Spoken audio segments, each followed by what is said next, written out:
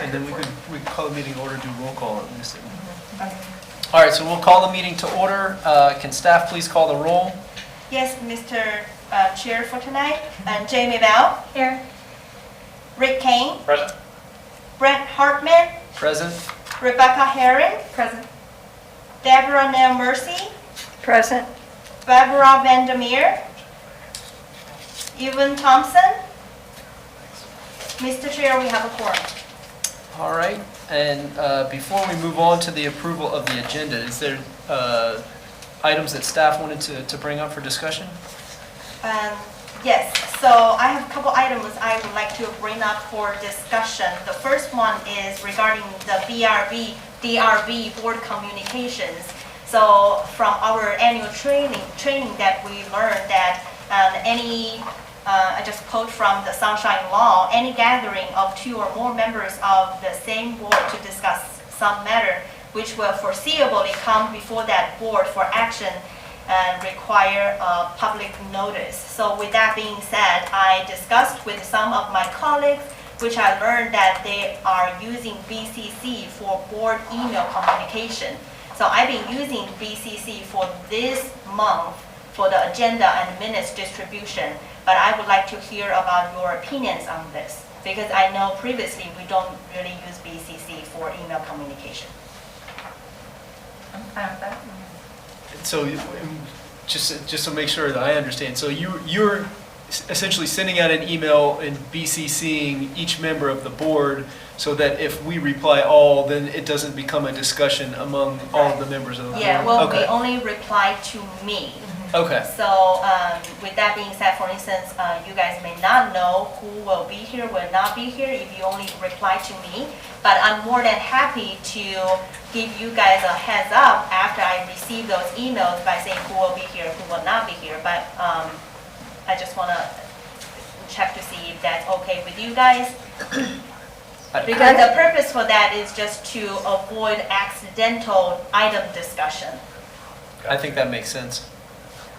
I understand it, but I don't quite follow the logic, because normally in the past, not to say that changes aren't always great, but it is sent to everyone so that you know everybody has it.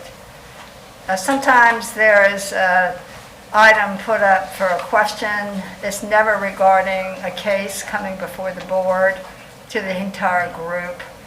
Because the entire group is there, it is not a violation of Sunshine Law. So, that's the part I'm just sort of confusing, because I'm just curious. I've never seen this happen before. The blind copy, to me, the blind copy is not being transparent. I personally, truly support transparency in all matters, with a great respect for the Sunshine Law for that reason. So that's all. Please continue on as you're comfortable, but Dan, it's perplexing if to I me. speak to the transparency issue? Yes, please. Absolutely. So first off, when somebody is, a board member is replying all to a full board, it is not in the sunshine because public have not been invited into that conversation. Second, communications with Dan, with the board being BCC'd, is absolutely a public record. And certainly I'm sure Dan would be able to keep you appraised if you had any questions about things, that come, other members, not being here or something. But you could always, you are a member of the public, you're welcome to request those documents, and it would show the BCC of who actually was copied on that in the public record. So that's how it, all of these communications are transparent, and unfortunately, the emailing the whole board as a whole would not be in the sunshine because the public isn't invited. Okay. I don't understand it, but that's fine. It's not important. Thank you. I'm fine with it. And so the second item is about the board term expiration. So we have 5 out of 7 board members' term are set to expire on November 1st. So if those 5 board members wish to continue serving on the board, they all need to reapply. I will send out an email notification when the application portal opens on September 1st. So those 5 board members have about a month to reapply. So that's just an announcement. And then other than that, I just wanted to give a brief demonstration to our new website. I already sent you guys the link, but as I heard some board members telling me there were some issues, so I'm just do a quick demonstration.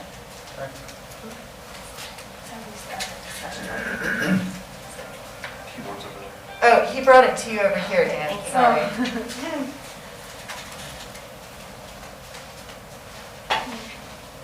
So when you go to our city's new website, is GNV-SPAN.org. This is our homepage. And then when we click city meetings and agenda, we will see the agendas and minutes here. And scroll down, we will be able to see our meeting for today. And we see the HTML. It will give you the option that when you see the attachment, you can click on the attachment. Versus if you click on, let's say, PDF, it just pull up all the documents in one big file.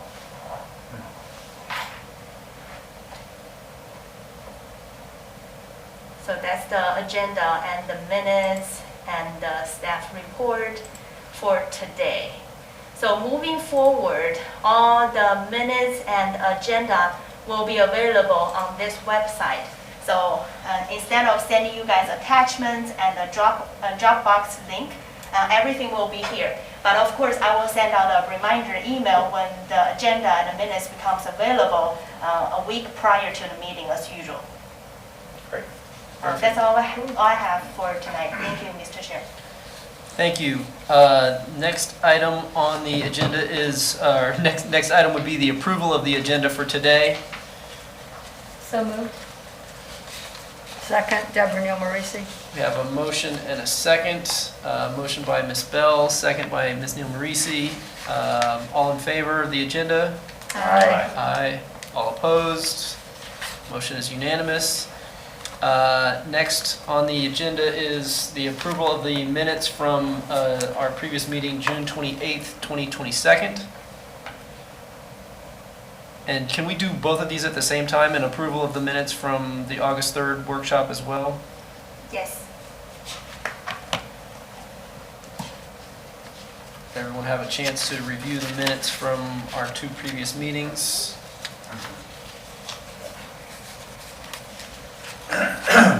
All right, looking for a motion to approve the minutes.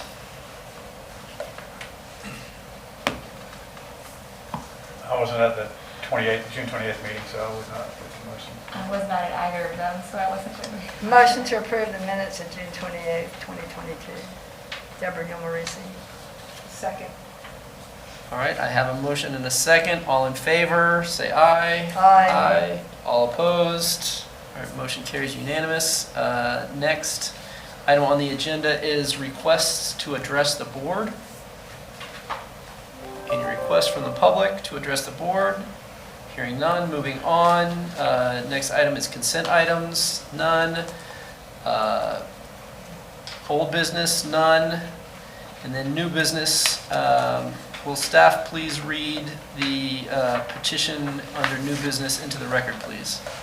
Petition AD-21-00189, Stuart Cullen, agent for Fiber Swimming Pools, applicant, and BD Elizabeth trustees, owners, requesting authorization to allow outdoor accessory storage and display up to 25% of the existing indoor storage area, Zone BA, located at 4322 Northwest 13th Street. Thank you. And is there a presentation to go along with this Yes. petition as well? That will be me. I will be discussing it. Good evening, DRB. I'm Forrest Edelton, currently interim director for the Department of Sustainable Development, which happened late Friday afternoon. So Congratulations. thank you for the congratulations. I'm still trying to surf that wave as best that I can, and obviously represent the city and, of course, communicate to you all as best that I can. So for this petition, of course, you all have seen it before. You have talked about this before, you've discussed it before. There is a new staff report, and I trust that you all have read and digested that staff report. I do not have a slide-by-slide PowerPoint presentation this evening, mostly because I trust that you all have seen this before and you understand this item. And that there is the staff report in your backup and documentation for this one. So there are not a lot of changes or differences from the first time that you've seen this.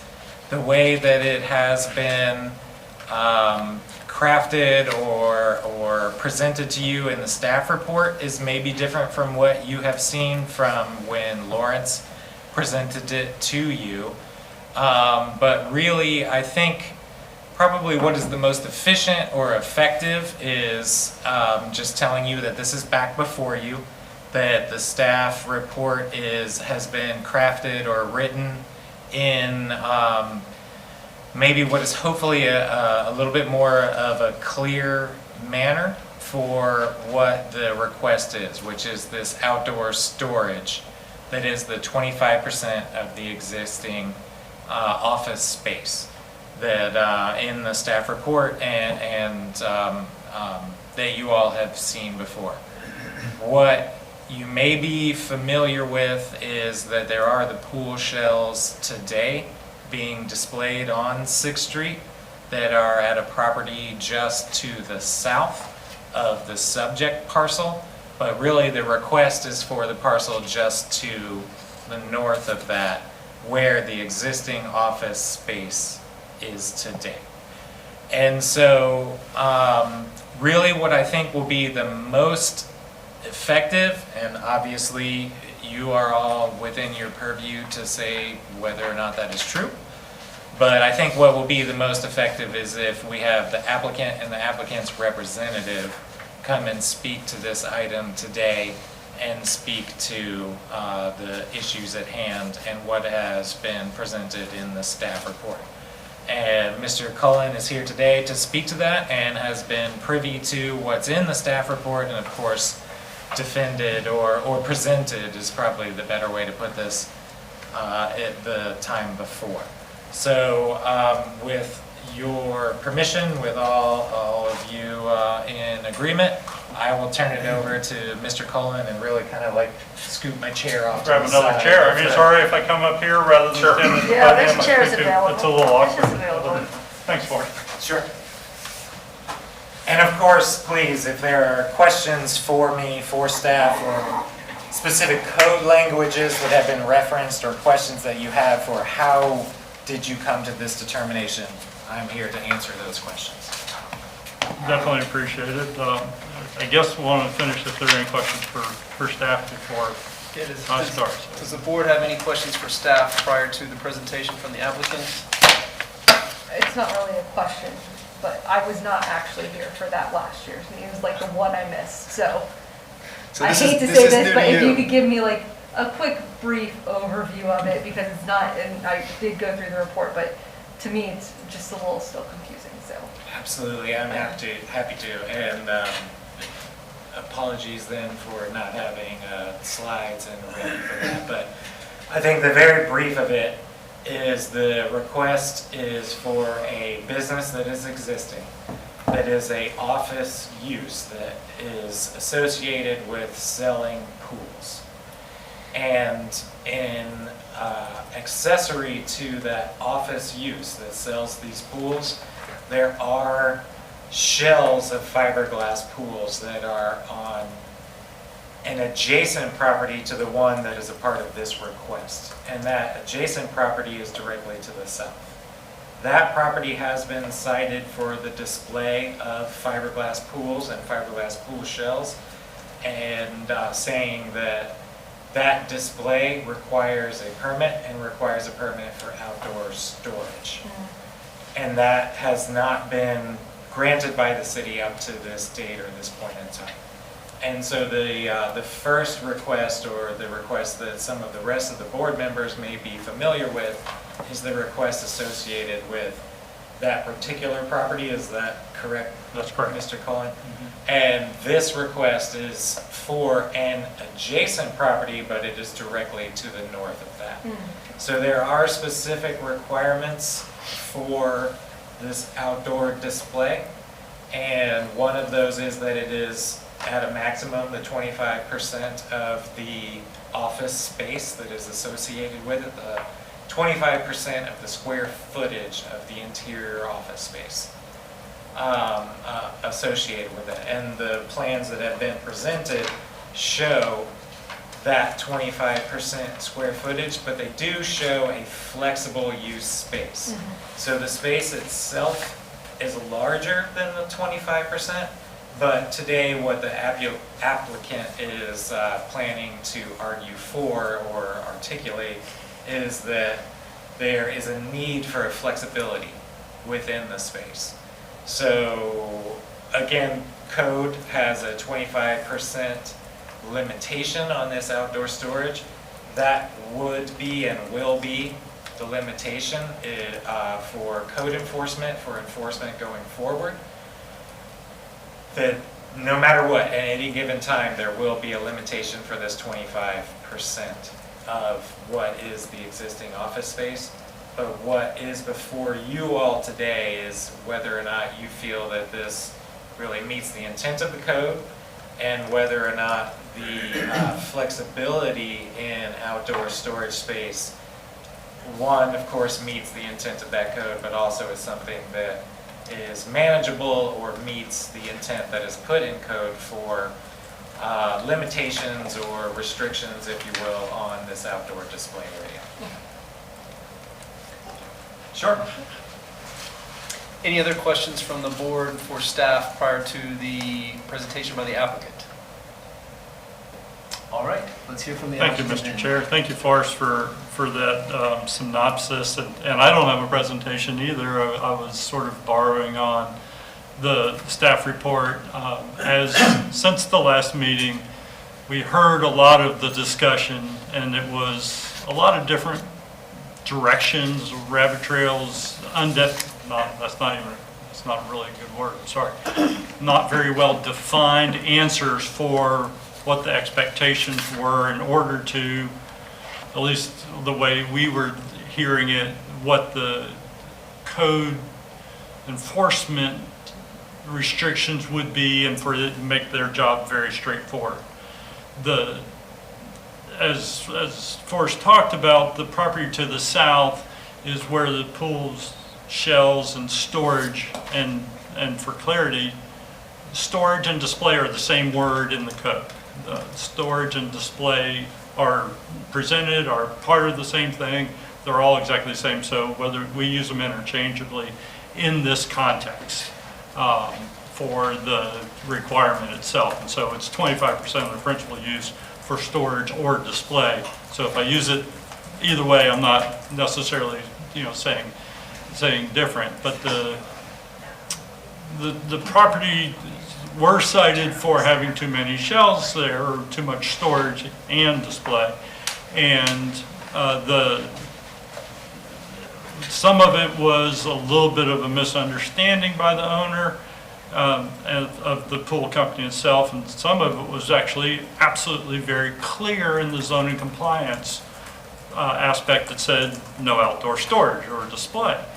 And so it was a little bit of a question of whether it was purposefully displayed and what was the best solution for that. And so when we looked at what to do, the original application for this was combining that property where the pools were stored with the property for where the office was.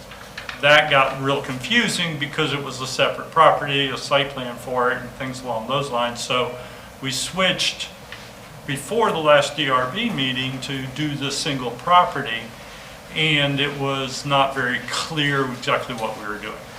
So I took away from our last meeting and the discussion, let's make it clear. let's work with staff, let's understand exactly what they have done on the 13th Street corridor, or maybe other places in town for outdoor storage.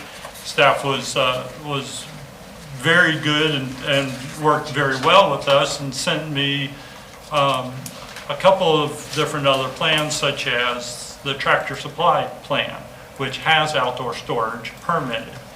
From that plan itself, I gleaned that there was more space approved than the 25% maximum that was allowed.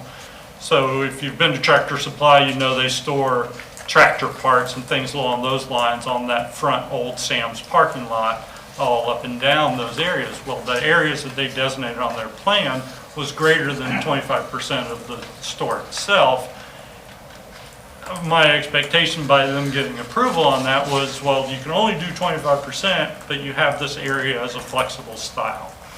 With the pool shells themselves and the way the pool shells sit, with different sizes from very, very small pool to hot tubs to the full large pool, the owner said, how can I change that? How can I often move that around while staying within the 800, but not necessarily be stuck on an exact dimension? And so we worked with the possibility of trying to do this flexible layout, no more than 800 square feet, and I threw in there, we put in there, no more than 5 shells. That's not part of the code. We felt that that was an added way for us to be on the same page, to understand where we were going in order to be able to meet the intent of the code of the location, which was set back from the right-of-way, so you don't have to have a fence or a hedge in front of it. It was set back from the property to the north, even though it's commercial, the property to the north, in order to keep a separation there, which was part of our discussion last time. And so what we did is we moved into a much more defined aspect. I'm okay if that flexibility is not something the board is comfortable with, and we can essentially drop that and move forward. But I like the way that we've worked with staff, and I like the conciseness and resolution of the staff report saying, yes, it meets all the codes. It's expected by the way it is, and 3 conditions of, if you guys are, as the board, are comfortable with it, to ensure that it moves forward. And that's the way I believe that Forrest and the staff have written the report, those first 3 conditions. If you're good, those 3 conditions, let's move forward and be comfortable for the city itself. If not, I'm willing to have more of a conversation and start to drill down on some of these other potential discussions and conditions, that flexible items that Forrest and staff put in the report. But happy to drill down on the pieces if you'd like, but it's really just the business trying to continue to move forward. He has essentially met all of the expected pieces of the code side of things, with the exception of the pools being there, and he's paying a $50 fine, $50 a day fine for those pools to be there. And it was a conscious decision not to do a second code enforcement on the property that we're asking for, to stay where we were and be that way, rather than to continue with a code violation on a separate piece of property. It felt like the most probable way for us to move forward. So happy to answer any questions or provide any more information that you may like, or I'm willing to see if the chair could get an approval out of the board. Thank you. Yes. Obviously, with your permission, just to kind of tie it all back together for where staff was coming from and what I hope was communicated through the staff report. Really, there's the one main question for you all is this accessory? And that's just to try to put it very clearly and state clearly to you all. That is your role in this decision and why this is being presented to you today. There are criteria to some extent for what is accessory, but of course every individual development can challenge that with the physical representation of what that is. And this can be one of those situations. You know, we can look at it as a raw square footage, but of course what staff need you all to do is to tell us that, you know, planning and cities and growth are not raw square footage numbers. They have these other elements involved with them. But that it is that basic question is, and does this look like an accessory to the use? And then also, what you are maybe not accustomed to, but what I try to do with this staff report, and that I hope that we can continue to do when and where appropriate going forward, is actually write these reports in a way that does show options.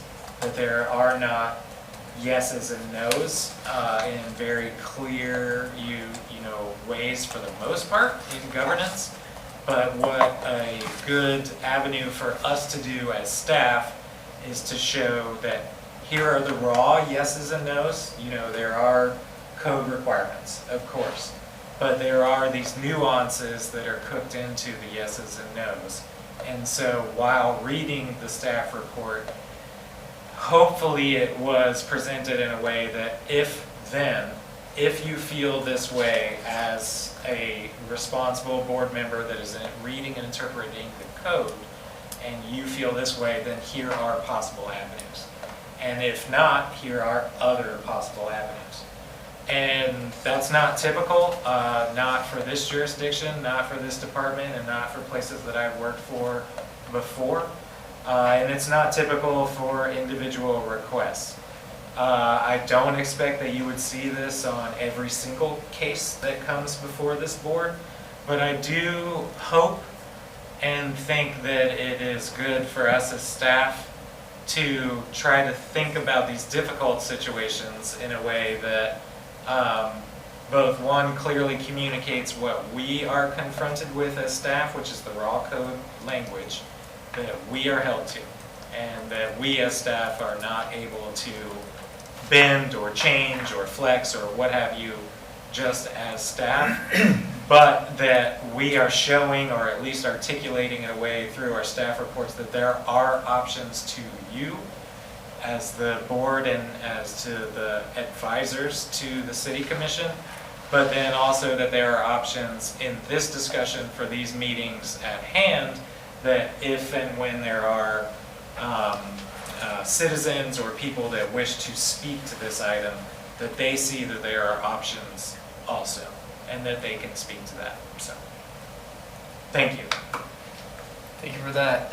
I have a question. Yes, does anybody from the board have a question? Ms. Neil Marisi? I have questions. I'm sorry, there's just a few things I need to clarify. I don't understand the language, I did read the report of allowable storage display use envelope when within use envelope. Can you explain that? I just don't understand it. I see 2 areas marked out plus the original storage place, so that's what. Absolutely. Mr. Chair, board, the code is very specific on 25% of the principal use area. Right. But it's not specific on where that can happen on the site itself. Correct. I felt it was very important after our last discussion to draw that down to a very defined area. And that's where I, rather than just going straight with the 800 square feet, had desired to have a flexible area for that 800 square feet to fit. And so that's what that envelope created, is that at no time would this owner be able to store or display anything outside of that flexible space, given approval of that flexible space itself. Because the site plan defines it that way. Almost like So on a site plan. basically, it's like a corral, but you can only take up 800 square feet. That's And correct. wherever it is, within that area, they're not going to take up more than 800 feet. Correct. Thank you. The other question I have is, I see it looks like a building facade. Can we talk about that? It's probably better that I talk about that. The next door, building yeah, facade. yeah. Mhm. That's to the property to the north. Okay, That elevation is to the property directly to the north that has gone through development plan approval, and actually, I think that it has finally been completed. okay. The I'm development plan thrown or by- construction? They're two separate, yeah, okay. that's That fine. elevation was put as a part of the staff report just to show you a elevation that is coming in the future. It is not current. So but- it's tied to the same business, but they'll be using that No. elevation primarily? Or I'm is that- sorry, that was clearly was not clear in the staff report. That is to the property to the north, Okay, and is not a part of this request.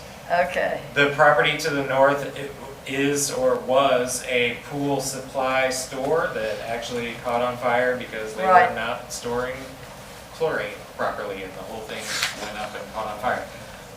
But it has been in for development review for a mini storage place.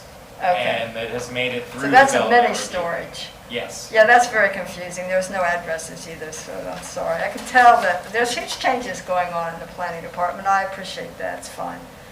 So let's go back then to the spaces. Are these open spaces, which actually, to me, the only thing I hear a change is that they're reducing the number. The whole complaint issue is there were so many right on the street, providing clutter, distraction, questionable actual good use, and besides violation of code. So they've agreed to reduce how many they will have. And when you say, what is the word, is it what props the boat up, shelves? Yeah, the shells, the fiberglass Oh, shells. the shelves, okay, I'm Yes. hearing you wrong, my I'm apologies. sorry, yeah. Okay, so they'll just have 5 up wherever. A maximum of 5. Most likely, they're not going to be able to fit 5. 4 is really where we were understanding that can fit in 800 square feet. But yes, I mean, they could put 5 smaller ones, but absolutely it is agreeing to be more appropriate and consistent with what we would expect.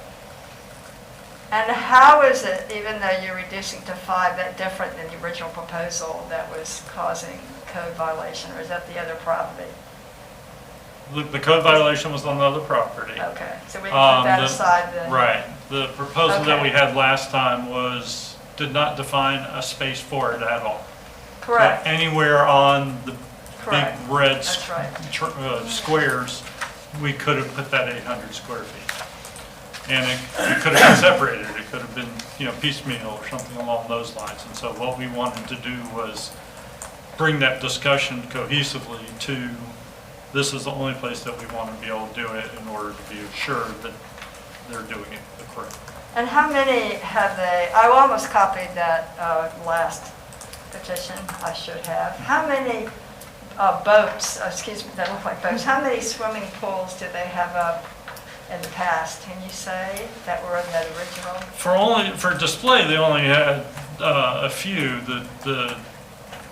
I mean, I want to issue know the that- difference between the original petition and what we're looking at now, Right. quite frankly. Yeah, so we never asked for what they were in their worst scenario on the site. In their worst scenario, when they first had the code enforcement, the shells themselves were stacked Ah, like Tupperware, huh? Tupperware. Yeah, Because that's the way they fit, that's the way they ship them, Sure. and things along those lines.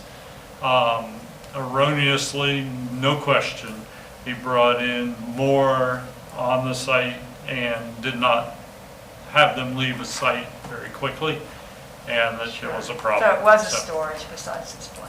it was, and it was more than he was ever allowed to do. Well, he was allowed to do 0. So what are they going to do for storage? Clearly, they're going to have more than 5 boats in their inventory. That's correct. They have several other facilities. The primary one that they moved the majority of them to was in Jacksonville. I think that they picked up an intermediary storage place in the middle, like in Stark or something That would be like that. helpful, So, right. yes. Because of how they distribute and where they're doing. What happens is they get a shipment off a ship. Yeah, a they're fish big. line, yeah. I mean, And the shipment comes in, and then they have to store them somewhere, and it happened too quickly with too many, and the site it wasn't doing what it was supposed to, and they know what they're supposed to do now. And so there's no need, obviously not since they're extra swimming pools, to store them inside. No, they don't need to be stored inside, plus the shape of them makes it really difficult Yeah, to move they're them so in and big. out. Right, yep. Okay, thank you, I appreciate you answering my questions. Yeah, my pleasure. I have a question.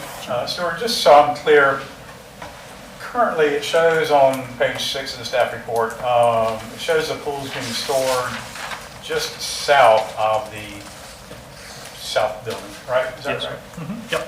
So there are two buildings. You've got the retail building that's, I guess, on the south side, then you've got another building, it's like an old house. That's on the north side? Of the property for this petition, yes. There's a former residence that's actually not, it's habitable, but it's not Right. nobody's living there, and it's actually just being used for storage. Okay. And what's proposed is to move these shelves from where they're currently located to in front of that That's correct. house. Correct. I say house. That's Yes, sir. That's fine. Yeah, Okay. that's what it is. And I think that was part of the issue last time, because they were in front of this, looked like a residence, and they were just very, haphazardly displayed, and it looked not attractive at all. I was just curious as to why they're being moved from current location to back in front of that house again. Well, part of it had to do with the Okay. property line discussion, Okay. Yeah. that we couldn't use the square footage of their office on an adjacent property. Right, sure. Without combining that property or moving the business into that business Yeah. that was, that building that was there or something along those lines. And so we looked at a number of different discussions. I mean, realistically, the property that we're requesting the petition on has a large storage area in the back as well as this house, and we could ask for 25% of all that if this proprietor had it as his office. Mhm. No, his office is the 3,200 square foot Gotcha. building itself. The other building is commonly owned with that from the person he's renting from, Right. but it's only being used as storage, and it's not really 100% well maintained either. Mhm. I think the pools themselves fit well within front of that without being further in the front of the building, being 20 feet off the right of way, Yeah. being in a nice position there. So, And that envelope that you referenced, it seems like that's kind of wraps around to the side, That's correct. between those two buildings. yeah, and the reason that was there is because that's going to be the access to get those pools to that location. And for instance, if he just has two and he's transporting the big one away and he moves it Right. and sets it, as long as he's within that 800 square feet total, he could have it there for a couple of days. But if he happens to move it and puts it there and it's not in that 800 square foot, and it happens to be the day code enforcement Right. goes by, now we have an issue. That's sort of why we're looking at that flexible space so we can function Right. a little bit better for storage and display rather than straight display. But the expected primary, is the dark 800 square foot facing the street where he expects to put them in display and actually leave them there for a while. But if he changes and does things, then he still can't go over the 800 square feet or five pools, but to be able to have some flexibility when that happens. Gotcha. Thanks. So I have another question. So is it truly that much more valuable to have them facing the street north-south rather than that east-west corridor that's between those buildings? Yes, I mean, it is the sales aspect. Since they don't fit inside the building, the only thing he has is glossy photos inside the building. And so to touch and feel and have them on site is no question, a marketing piece. Because that was the original petition, and that was quite a boondoggle, exactly that location. And I remember all the questions that came up during the petition the last time. So, I mean, is there a way that you can put a partial fence in front of it so that you could have them come into park and have a look? Or does it have to be completely there in the open as a distraction to the road? I know you look on it, I understand it's an advertising, I do understand. But that was the basis, besides the previous history, that the petition having problems previously. Agreed. And so I believe that the code was well written, and if you're going to have that separation from the roadway, then some sort of screening is not necessary, The 20 feet, the 20 feet. it's a visual question. And correct. And so and staff did, I think, a very good job of writing an alternate potential condition that as a board, you can say, we want to do something in front. I don't think that that's going to meet the intent. In fact, when you talk about the pool, let's call it 8 feet tall, standing up, Minimum. and you put a 3 or 4 foot high fence in front of it, it's going to look more awkward than good, in my opinion. I'd rather have the pool shell. He shines a multicolored light in there, and it looks pretty good at night. I think it looks better that way than in trying to screen it, which you're not going to screen it. There's no way to screen it. Yeah, I don't that think tall. I don't think screening would work. My question is whether there could be a very low wall and then mount the lights. So there's a clear, there's such a thing as visual markers. I had a change in the entrance to my house. We put an arch because there's a half-inch step down. That's a visual marker. There's a change. If you put a low wall, I'm talking like a foot across the front, and then you could mount as lights, it would really isolate them, and it gives you that visual space between the road and where they are. It's purely mental, but half of human psychology is emotional and mental. It's not rational.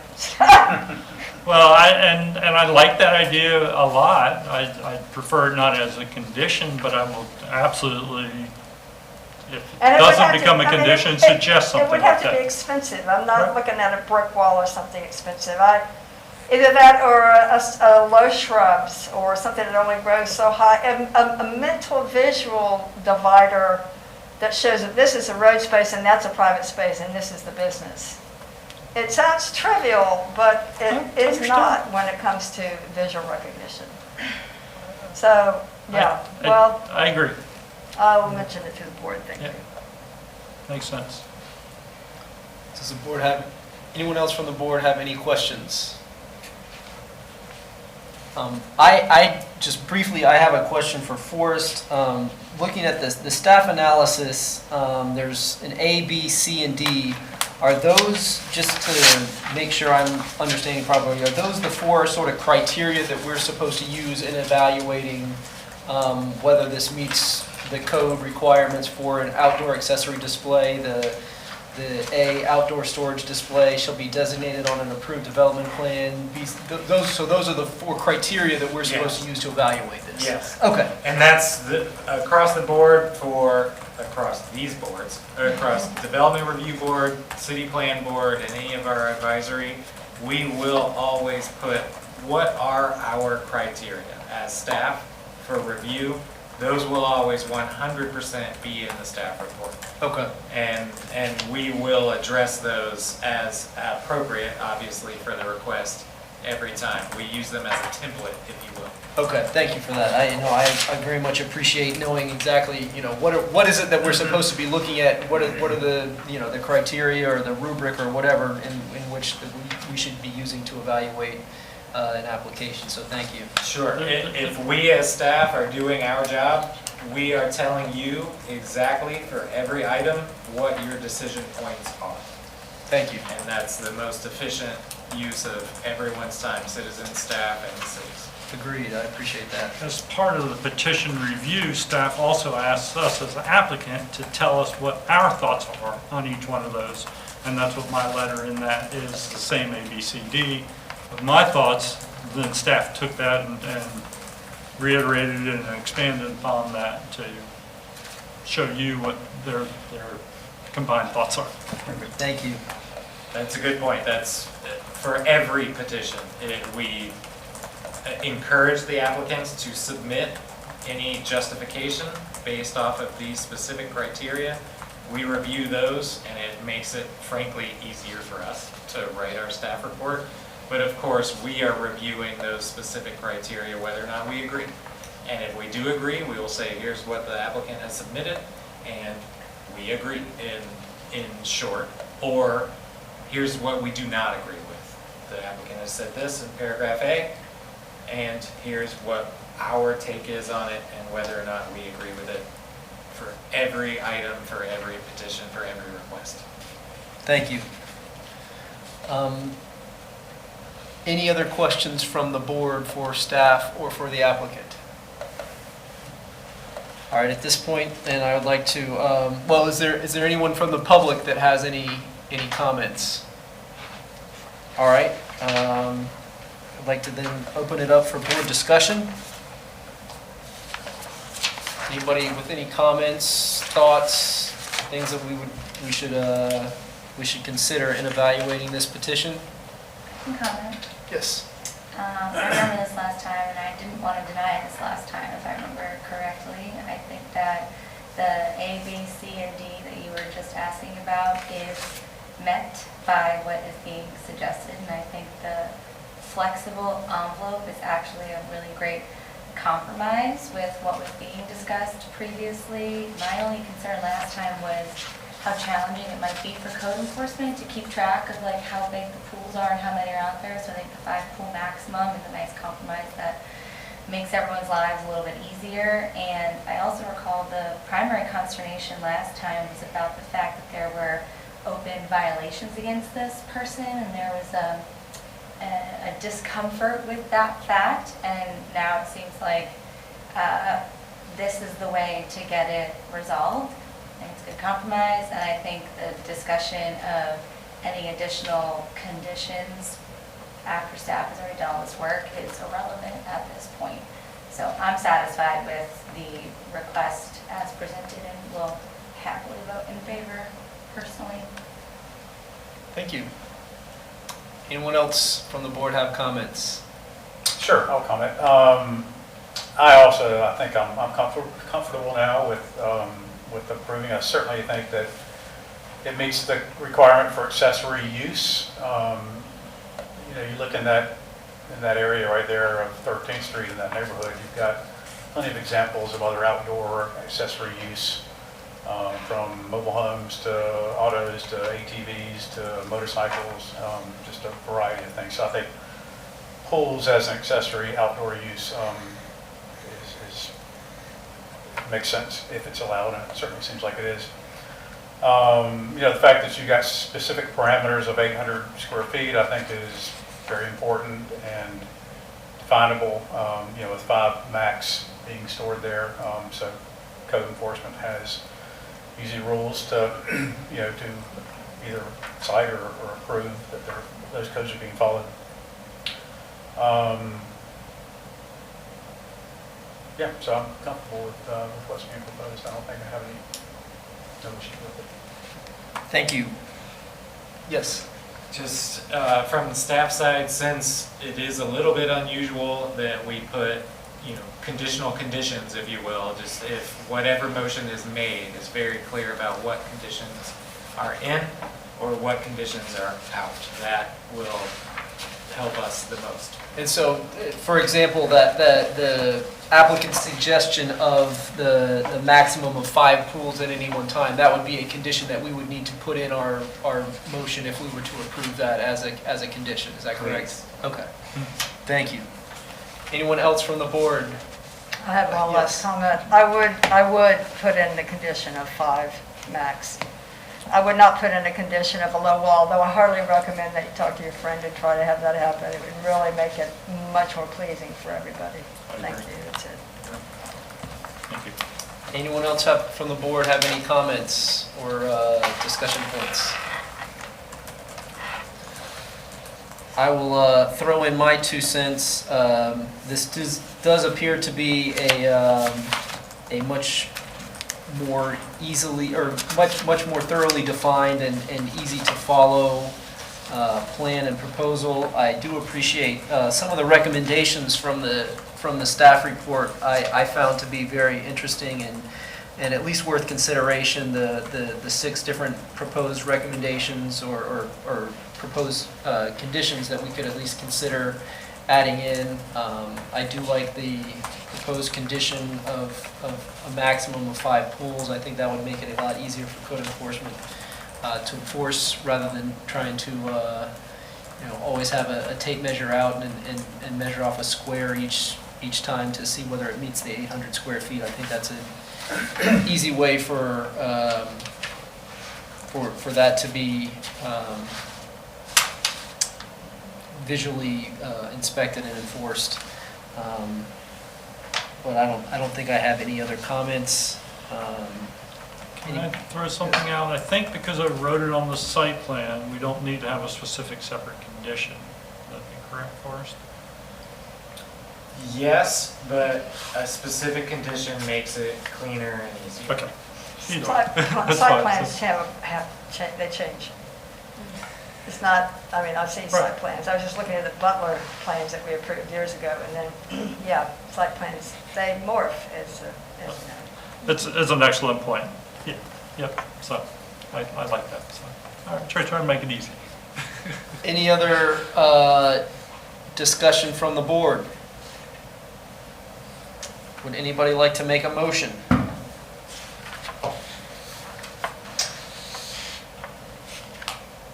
make a motion. I mean, you're more than welcome to. I don't know if I'm going to phrase this right, but I'd like to move that we approve petition AD 21-00189 as presented, which includes a maximum of 5 pools within the 800 square foot allowable envelope, and including the 3 recommendations presented by staff, numbers 1, 2, and 3, under the recommendations section. I hope that's sufficient. I moved to second, Deborah Ann. We have a motion and a second. Any further discussion by the board? All right, let's vote on the motion as presented by Ms. Bell, seconded by Ms. Neal Marisi. All in favor, please say aye. Aye. All opposed? Motion carries 5-0 with the conditions as stated by Ms. Bell. Thank you. Congratulations. Thank you. Sorry to put you through all that. It was very clean, that's good. Next on the item on the agenda is discussion items. Are there any items up for discussion from the board? If I could just jump in, you've all heard me speak probably enough tonight, but obviously there's a change in me being here before you all in November. There are several of you that are switching off of this board. You also have a relatively new liaison, Dan, who has all of our confidence and is doing an incredible job. But obviously there are changes to this board and changes that are coming. On October 1st, this board has been given more review authority on projects and developments that are all before you. So please, if you have questions as individuals or as a board, reach out to us, talk to us. We want to engage and work with you on your new roles, your new understanding, and of course the new staff and representation that the city has here. So please feel like you're a part of the process and you're a part of the review and you're a part of staff's involvement and of course the commission itself, because you are, and you're an incredibly important part of this.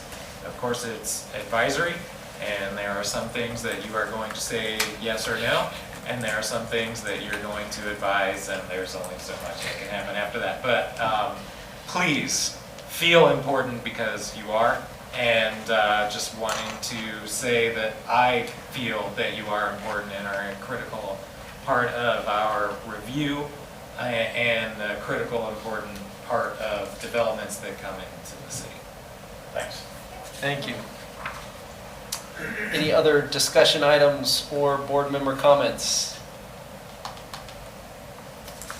All right. So So we have, those of us with terms expiring, we still have a meeting scheduled in September we would be a part of, right?